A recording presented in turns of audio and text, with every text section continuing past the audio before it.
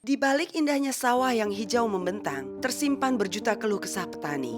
Petani seolah identik dengan potret kerja keras sejak pagi sampai sore tapi penghasilan pas-pasan.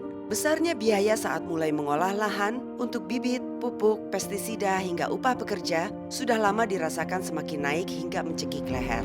Jamak kini petani kecil terpaksa selalu berutang. Masih saja utang sama tengkulak. Ya orang utang ya orang nanem. Nek ngutang dianggap lumrah, terus nasib petani piye?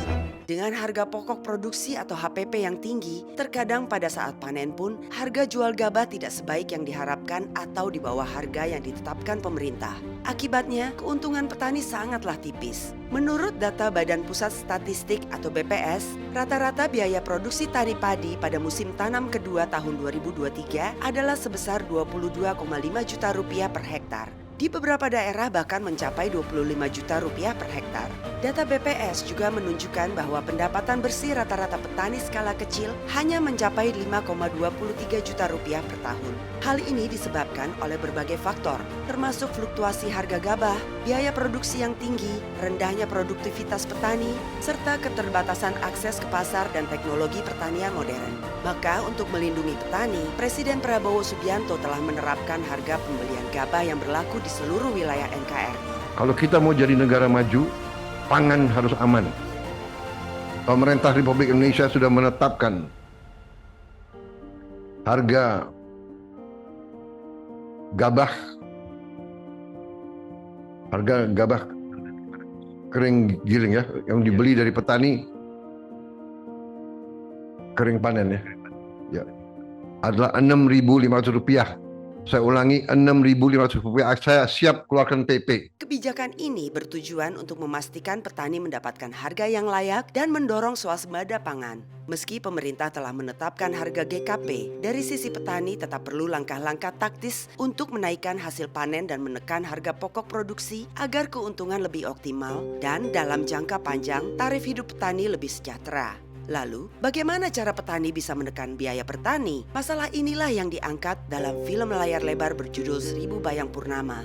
Film ini terinspirasi dari kisah nyata petani yang sukses menekan biaya pertanian hingga 80% sejak menggunakan pupuk dan pestisida alami. Karena pupuk dan pestisida termasuk dua komponen biaya pertanian yang memakan biaya banyak. Dalam metode Nusantara, petani membuat sendiri pupuk dan pestisida alami menggunakan bahan-bahan yang mudah diperoleh di sekitar rumah dan lahan pertanian. Caranya sangat sederhana, memakai alat-alat yang mudah ditemukan di sekitar rumah seperti ember, tutup, air, dan kaos kaki bekas. Dengan menerapkan metode Nusantara ini, maka biaya pertanian dapat ditekan karena tidak perlu lagi membeli pupuk pabrikan. Bahkan dengan perhitungan per hektar pun dijabarkan dengan gamblang. Dalam kehidupan nyata yang menjadi inspirasi film 1000 Bayang Purnama ini, metode bertani secara alami ini telah diterapkan kelompok-kelompok tani di beberapa daerah, misalnya di Klaten, Jawa Tengah, di Kabupaten Asahan, Sumatera Utara, dan di Nekus, Nusa Tenggara Timur. Semuanya dengan hasil sangat memuaskan.